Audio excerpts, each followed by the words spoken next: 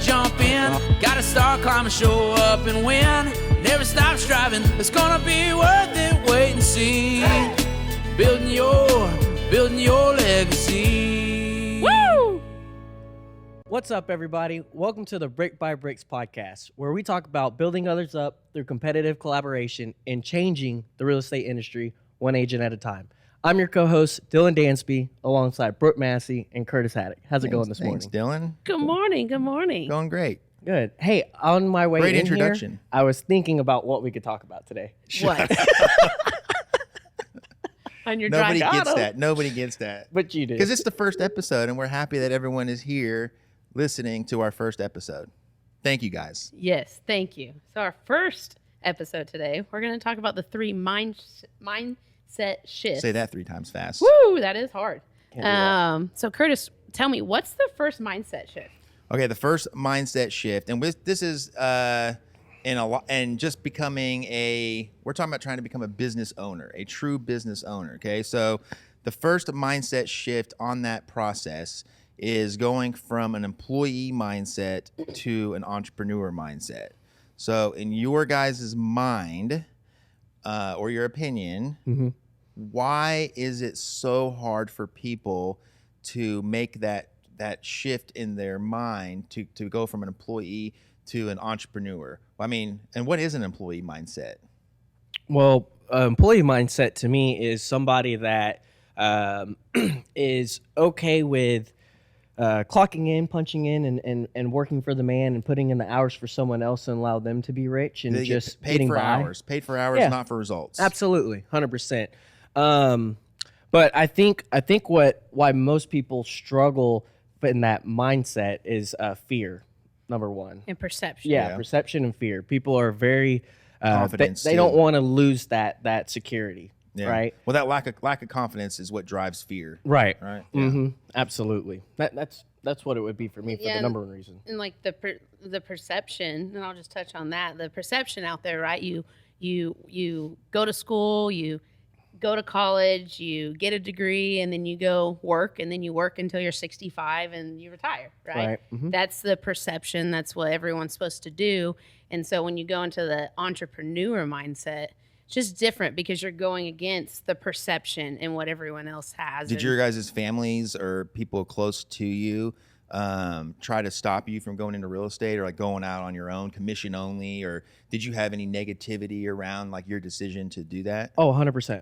Yeah, most definitely. It was not an easy transition, and still, even now, it's still not really in a sense. You got to really have your full support from your loved ones and things like that when you're jumping in it by yourself, because being an entrepreneur it's a 24/7 thing. You're never really not working, you know. Well, and for me, as far as like family, my family, both sides, like my in-law side and then my family, I mean, they're very, very supportive and they care a lot and they just want to make sure that we're doing the right thing and everything else like that. So I remember being It's fear for them too, right? It They is worry. fear for them, right? But it makes it that much harder for us mindset-wise, because I remember telling my family and everyone, and I was just so excited, hey, I'm quitting my full-time job. And it was like crickets. Right. It's like, what? And then it makes you think, oh, crap. Is this the right thing to do? Yeah. So it was really scary. Have you really thought this through, Brooke? Correct. And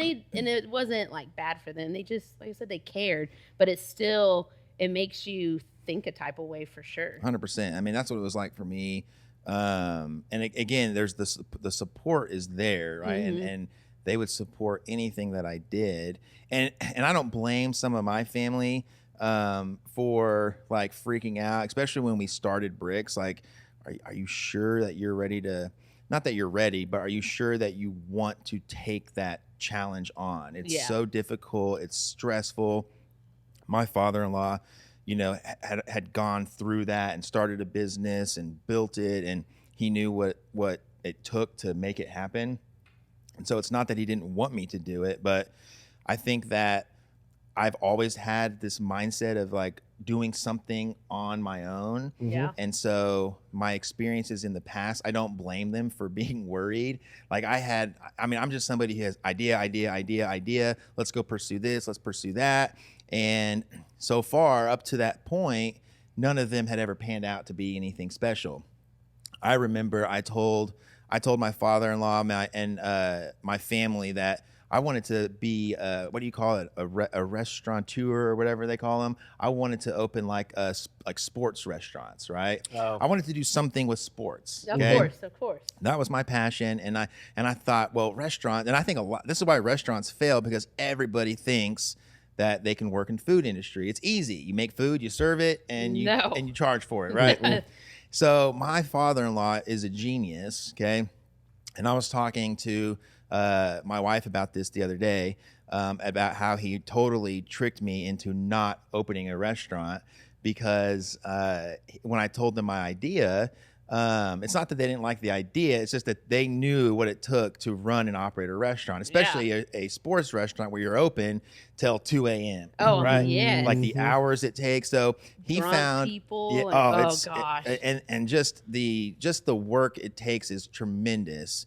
And there's no time off. You had to be there all the time. Those are things I didn't think about, or I knew, but I was okay with. And so he approached me one day with a newspaper and goes, "Hey, I think before you open a restaurant, you need to learn what it takes to run it, right?"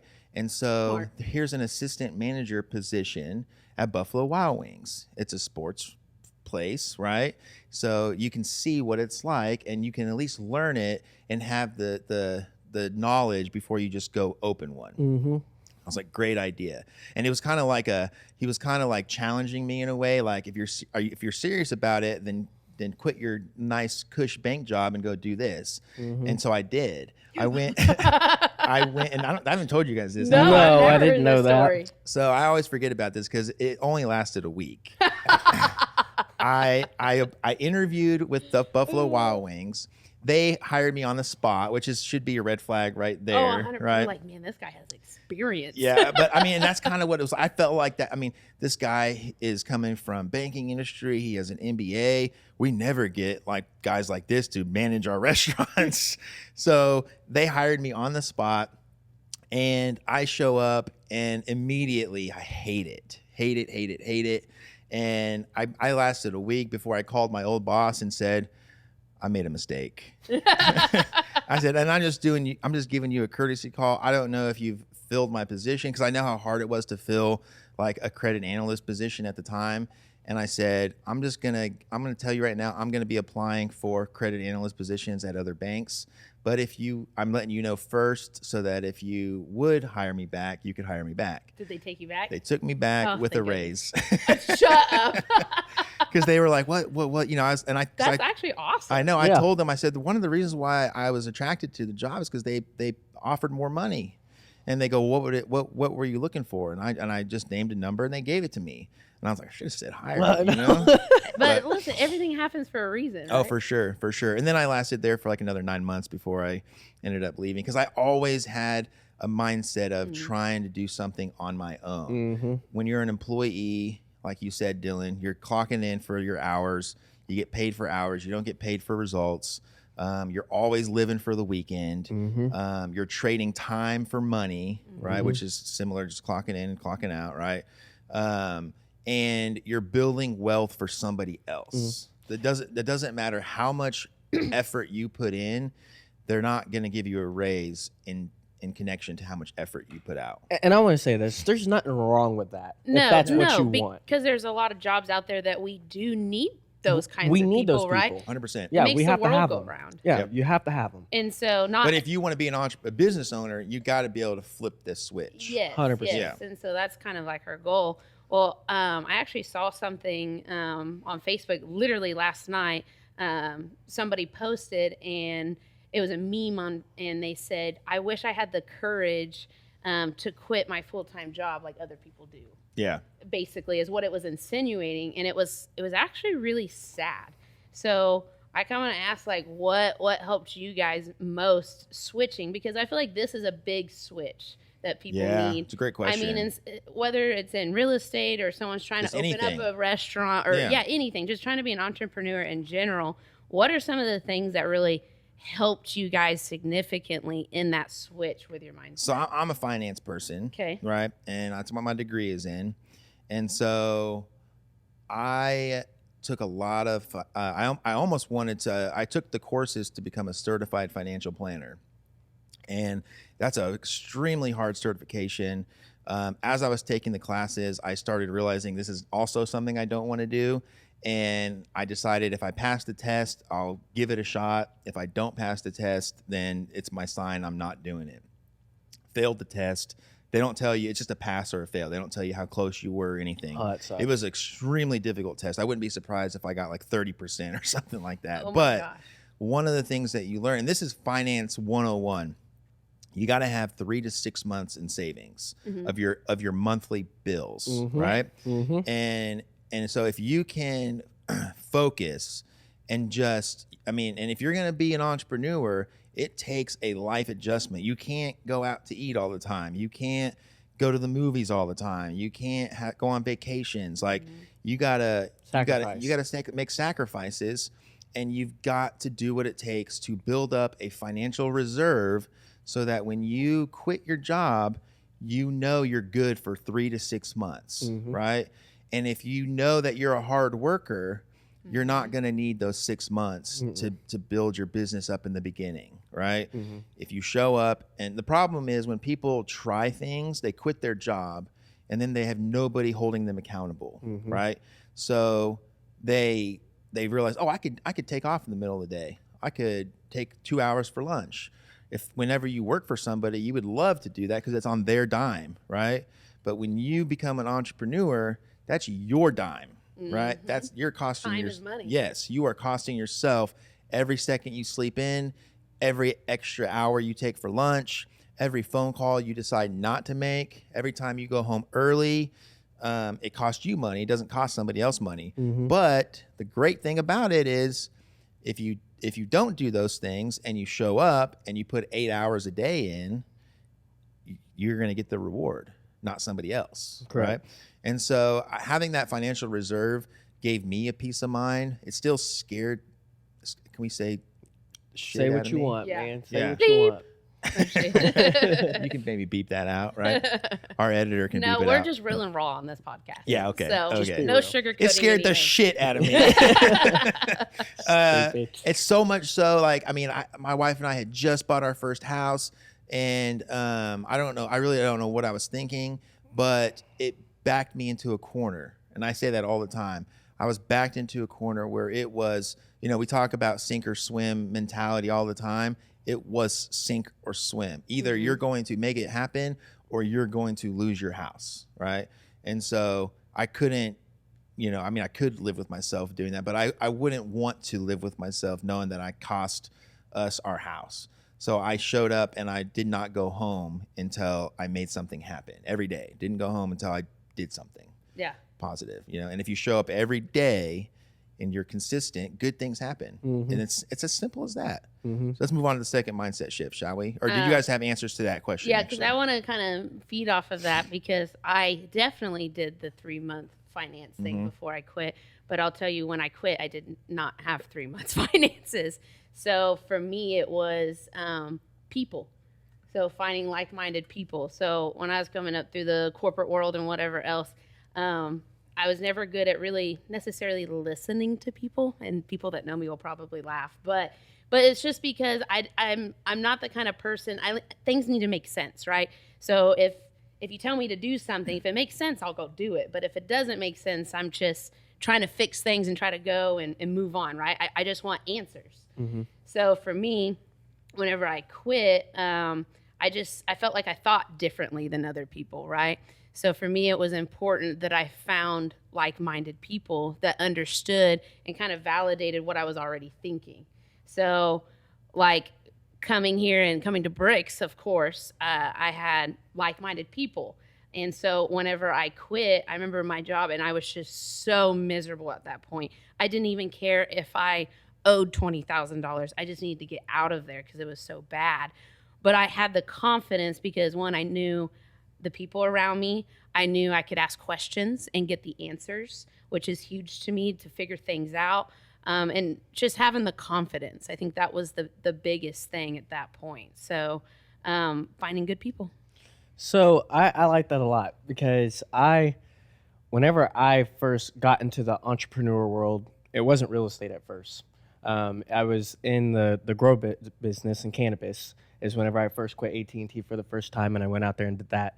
And the number one thing that I lacked was not necessarily the mindset, but having the people, good people around you. Yeah, going and doing something by yourself, or like where people aren't like encouraging you. That's a good one. And they don't have your best interest. Yeah. It's very cutthroat in that Even industry. if you have like 6 months, even if you have a year of savings, Right. and you go and you're all like, you don't have people like building you up. Yeah. Yeah. I mean, it's hard. It's very It's hard. very You tough. got to have good people. And so that didn't work out. And I went back to AT&T and just was still miserable in the corporate world and didn't like it. And so then I decided to take another leap again. And that's how I got into real estate.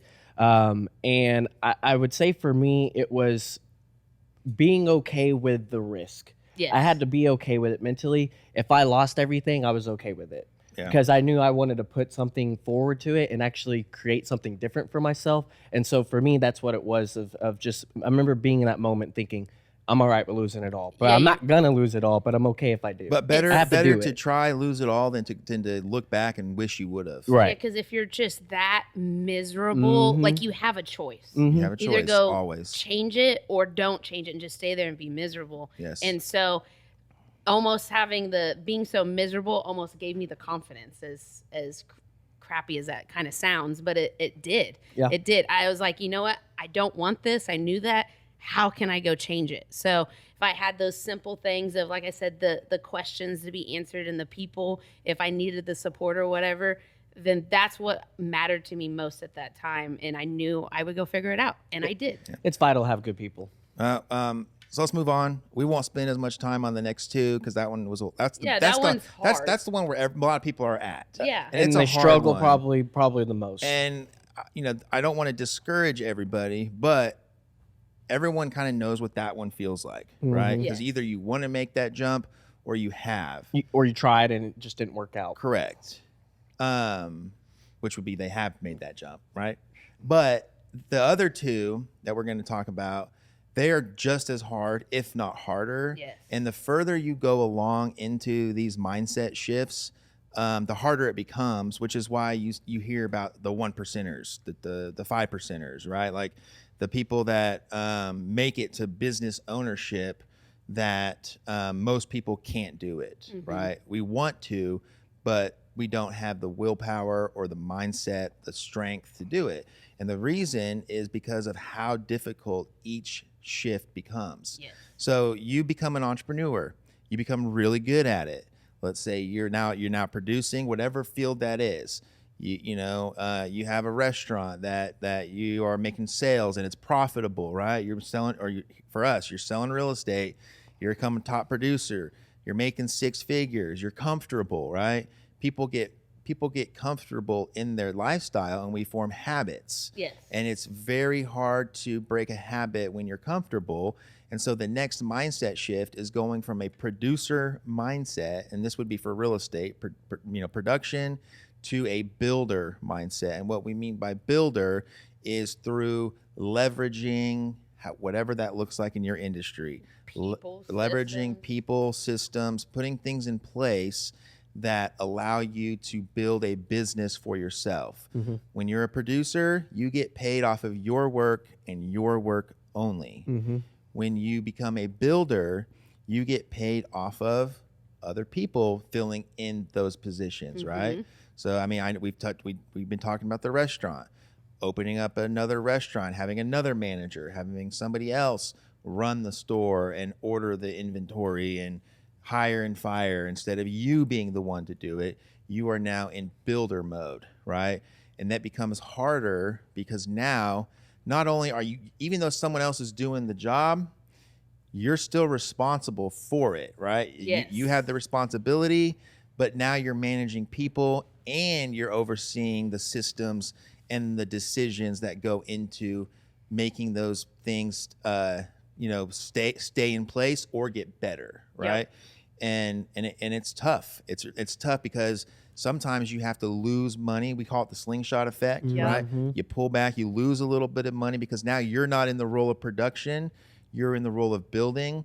So if other people are making that money for you, your cut becomes smaller, but now you can have an infinite number of restaurants, an infinite number of people working for you and making money for you, and you're not out there doing it. You don't get as big of the paycheck, but initially you're taking a small loss for the reward. And that is huge. I just wanted to point that out. So many people can't get over that. No. Mm-mm.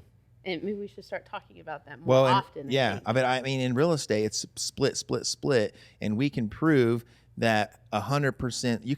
You can find somebody that would give you a 100% split. Mm-hmm. You still can only sell 24 hours a day, 7 days a week. Yeah, you're limited on your. You're income. limited to your income. You can increase your sales price, but you can't increase how many hours are in the day. Correct. And so, if you get 100% split, there is a maximum to your income. Versus if you leverage and make a cut off of others, we call it revenue share in real estate. And that's, to me, that's the future of real estate. There's a ton of revenue sharing companies popping up left and right. Oh, yeah, they're all over. And if you're not in a revenue sharing system now, you better start looking because it's coming. You're going to get left behind if you don't. Yes. And so essentially, I lost where I was going with that, right? But you want to make a small cut off of everybody because it's going to maximize your income. Well, and I just want to point out, like, something that I see with that mindset shift. Oh, I just lost it. Realtor brain, go. I don't know what you're gonna say. Dang. I have a good point. I'll come back. I have no idea what in the world. I didn't know what you were gonna say. Dang. Well, it's the I remember now. So when you are an employee mindset, right?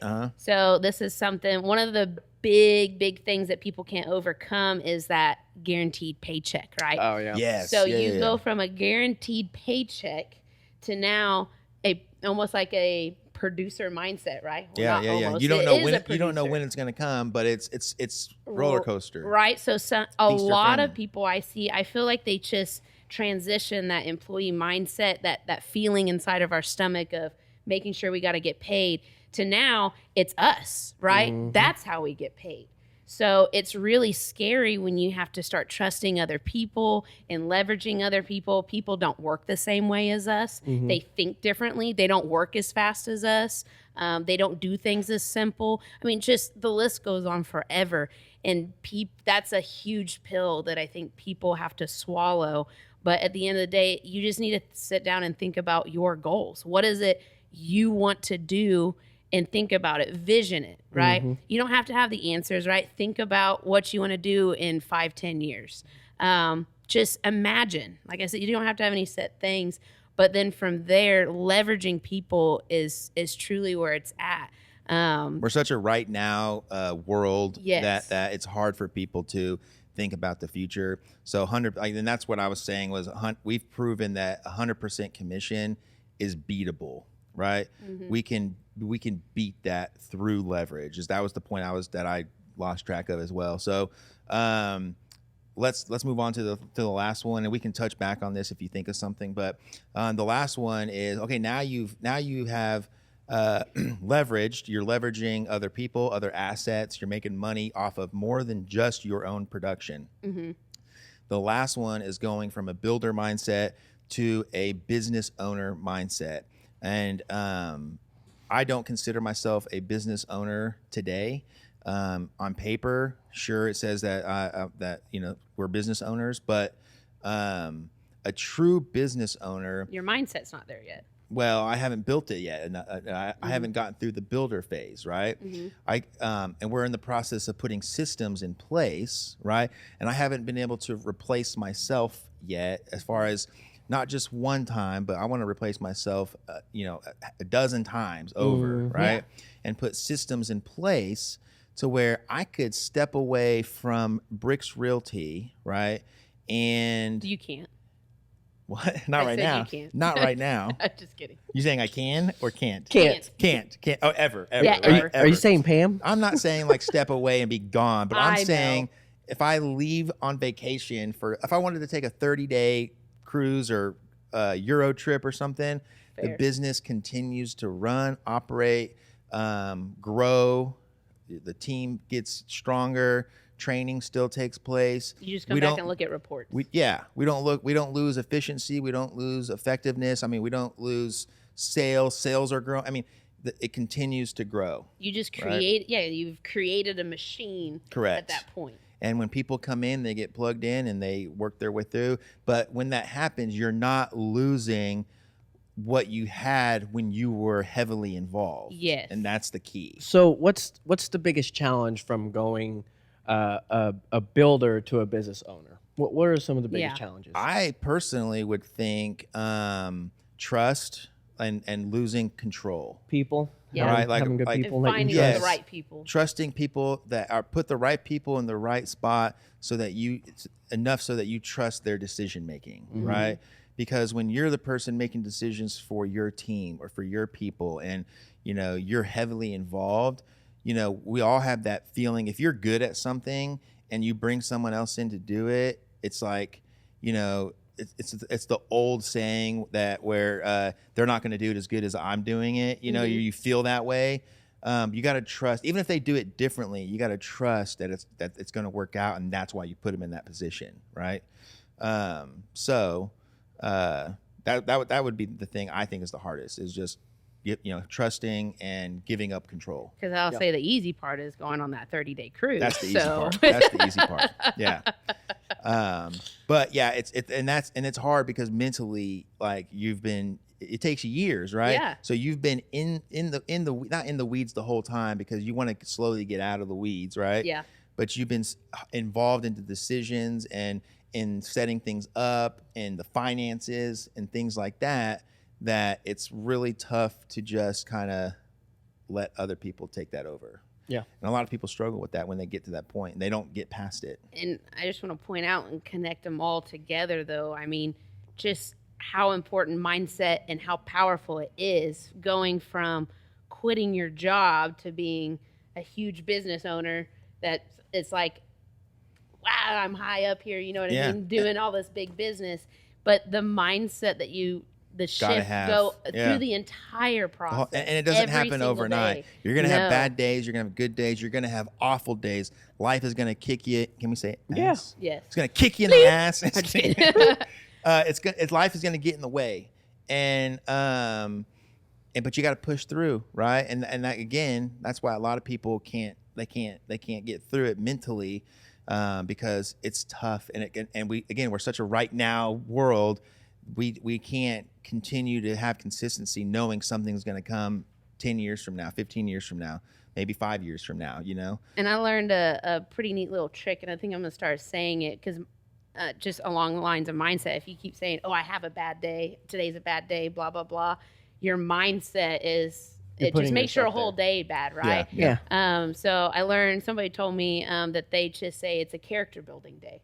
Yeah. Because it really is, because those bad days are important. I like that. And it's when you do have those bad days, they suck ass, but I'm just kidding. This is a but PG-13 at the same time, podcast. you learn crap through it. You Yeah. know what I mean? Mm-hmm. So it really is a character building day. Well, that's So- what separates the failures to the people that are successful. Yes. Is the people that can get through the hard days, because How you look having at a it. good understanding, if you're about to jump into your entrepreneur journey, it's going to be hard. Yeah. There's no easy about it. Yeah. And you have to have that mindset and understand it's going to be hard. Sure. And each day that you have those hard days, the people that can persevere through that are the people that actually make it in the end. Go ahead. Another random fun fact is that our brains are naturally programmed to think about things negatively as far as instincts to protect ourselves, right? It just makes sense. Yeah. So we just need to make sure that I just lost it. Realtor brain. Dang it. Well, if you think about it, you can interrupt me, because what I was going to say is, so we're going to do this season on our podcast is going to be on mindset.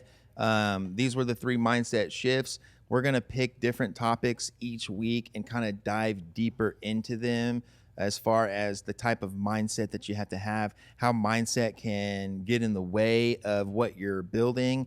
Get in the way, because don't be a negative. That's what I was going to say. If our brains are naturally thinking about things negatively all the time, like, remember that.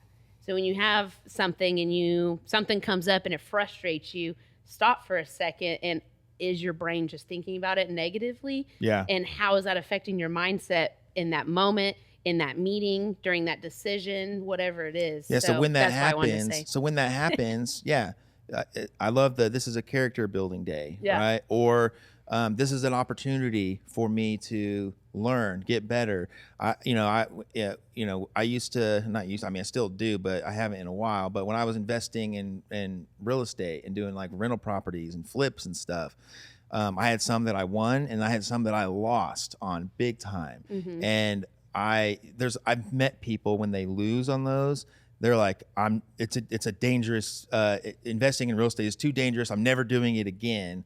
Whereas I looked at it as, I just paid for an education. Yep. Right. I just got an education. One, it was an expensive one, but so was college. Right. See, and, that was me being negative. yeah. And the next time that I look at a property, I know what to look for. Mhm. I know if I see that, I know, stay away from that. Yeah, you see right? that electrical box. Nope, not doing that. Yep, Or it costs you $10,000 to repair. Yeah, I know what renters want, Yeah. with certain things and what they don't like. And, so you learn as you go. So it's just always be learning, build your character. Mindset is so important to your career.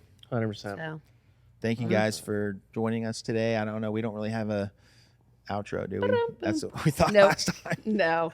But no, and then we'll just continue mindset with the next episode. So I hope you guys enjoy and see you. And Keep listening. yeah, just Click the bell in one of the corners. Just kidding.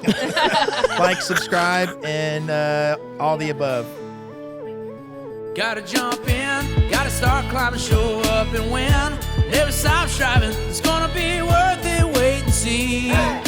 Building your